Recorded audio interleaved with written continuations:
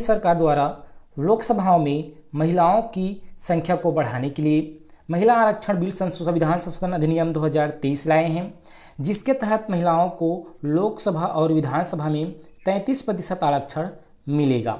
चलते हैं इस आरक्षण बिल के संबंध में 10 इंपॉर्टेंट फैक्ट को देखेंगे और पूरी जानकारी आपको हो जाएगी कि आखिर ये लागू कब होगा, संविधान संशोधन क्या है, नाम क्या है, विधानसभा लोकसभा राष्ट्रपति द्वारा कब अनुमति दी गई, पारित किया गया, कब तक लागू रहेगा, कहाँ कहाँ लागू होगा, पूरा डिटेल मिलेगा।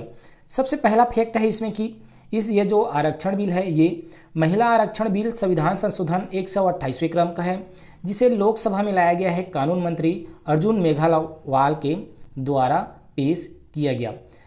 ये जो बिल है इसे 19 सितंबर को लोकसभा में पेश किया गया था, जिसे नारी शक्ति वंदन बिल नाम दिया गया। वर्ष लिखेंगे नारी शक्ति वंदन बिल 2023। इसे 19 सितंबर को लोकसभा में पेश किया गया और 20 सितंबर को लोकसभा में 7 घंटे की चर्चा के बाद पास हो गया।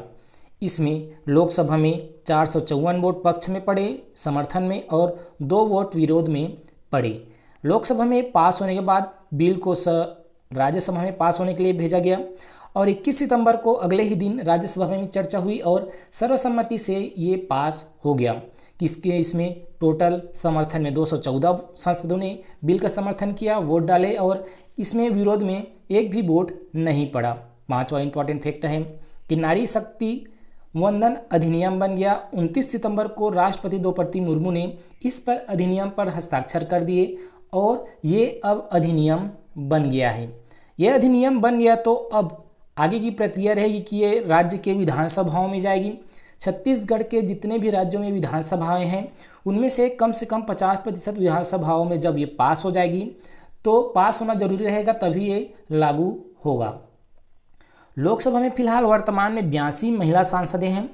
अगर नारी शक्ति वंदन बिल कानून पास होता है और 2029 में लागू हो जाता है, 2029 के चुनाव में, तो 181 महिला सांसदें हो जाएगी। आखिर ये लागू कब होगा? तो ये लागू होगा 2029 के लोकसभा चुनाव या इससे पहले।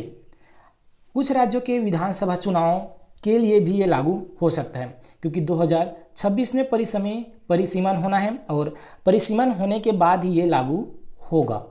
ये जो रिजर्वेशन होगा ये 15 वर्ष तक के लिए रहेगी, लेकिन लोकसभा कानून बनाकर इसके रिजर्वेशन को और 15 साल के लिए आगे बढ़ाते जा सकता है। 9वां इंपॉर्टेंट फैक्ट है कि ये आरक्षण सीधे चुनने वाले जनप्रतिनिधियों के लिए लागू होगा। सीधे चुनने वाले जनप्रतिनिधियों के लिए लागू होगा, इसके कहने का अर्थ है कि आप सीधे वोट डालकर चुनते हैं, किसी को वोट डालते हैं। जैसे कि लोकसभा में आप लोकसभा विधायक के लिए वोट डालते हैं, चुनाव होता है, लेकिन राज्यसभा के लिए नहीं होता, तो राज्यसभा के लिए लागू नहीं होगा।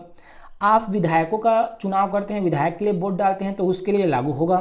तो विधानसभा के लिए लागू होगा, लेकिन विधान परिषद के लिए लागू नहीं होगा।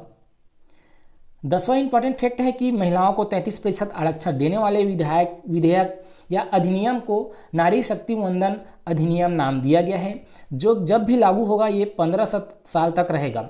अर्थात 2029 में ये लागू होगा तो आगे 15 साल तक चलेगा। इसी प्रकार से संसद आगे बढ़ा सकती है।